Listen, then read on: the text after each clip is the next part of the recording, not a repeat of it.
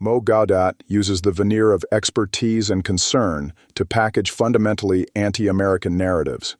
Gawdat's interview by Marion Nawfal is a textbook example of sophisticated disinformation designed to demoralize Western audiences and promote Chinese hegemony.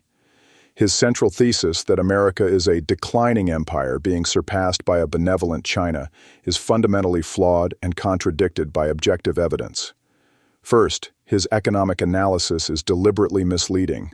While he focuses on debt figures and purchasing power parity to inflate China's position, he ignores the critical metrics that actually matter. GDP per capita $80,000 plus for America versus $12,000 for China. Innovation output. America dominates patents, Nobel Prizes, and breakthrough technologies.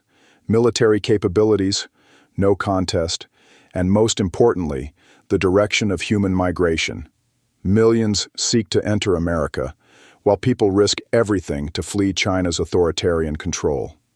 His portrayal of China as peaceful is particularly absurd, given their ongoing genocide in Xinjiang, crushing of Hong Kong's democracy, threats against Taiwan, territorial aggression in the South China Sea, and their explicit goal of overthrowing the international order that has brought unprecedented peace and prosperity to the world.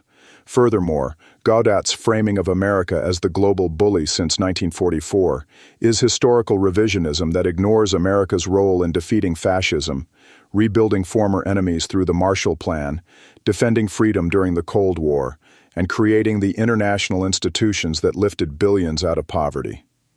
His suggestion that we should accept Chinese dominance because resistance is futile is the language of surrender, not analysis.